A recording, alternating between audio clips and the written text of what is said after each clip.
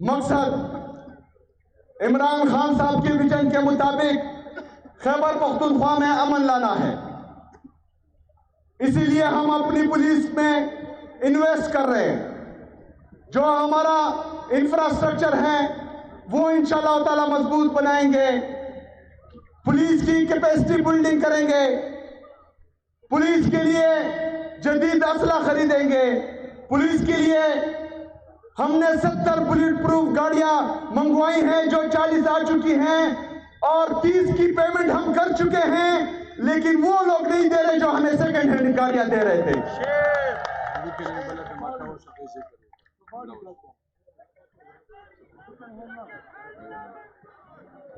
شاید خٹک صاحب کہہ رہے ہیں کہ کباڑی گاڑیاں.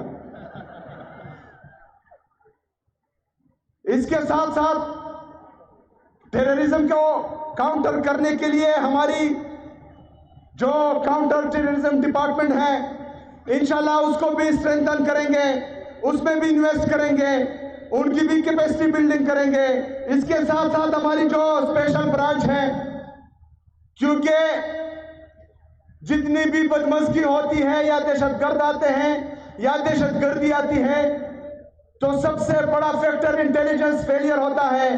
تو ہم چاہتے ہیں کہ ہماری اسپیشل برانچ میں ہم انویسٹ کریں اور وہ صوبہ خیبر پختونخوا کی حکومت کے لیے اپنی انٹیلیجنس کریں انشاءاللہ تعالی. میرے عزیز ساتھیوں, امن کے ساتھ ساتھ ہمارا ڈیولپمنٹ اور گڈ گورننس بھی بہت ضروری ہے. ڈیولپمنٹ میں یہ اسپاس نامہ بھی پیش کیا گیا ہے.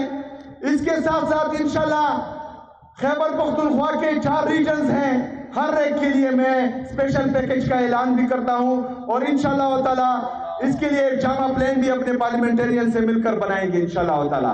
اس کے ساتھ ساتھ جو ہمارے مرج اضلاع ہیں جو بیکورڈ رہ چکے ہیں اس کے لیے بھی ایک پیکیج کے لیے کام جاری ہے انشاءاللہ تعالی. ہم وہاں پر بھی انویسٹ کریں گے.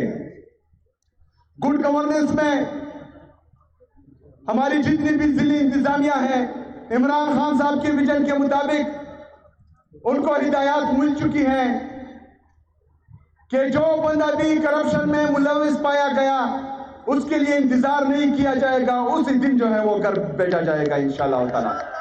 کرپشن کے لیے 0 ٹالرنس. اس کے ساتھ ساتھ کوئی بھی بادشاہ نہیں بنے گا, چاہے ڈی سی ہو, چاہے کمشنر ہو, چاہے ڈی پی او ہو. یہ عوام کے نوکر ہیں اور عوام کی خدمت میں 24/7 ان کو جو ہے وہ اپنے آفیسز کھلے رکھنے ہوں گے. ابھی راستے میں ہم آ رہے تھے تو ہمارے جو چیف سیکیورٹی آفیسر ہیں انہوں نے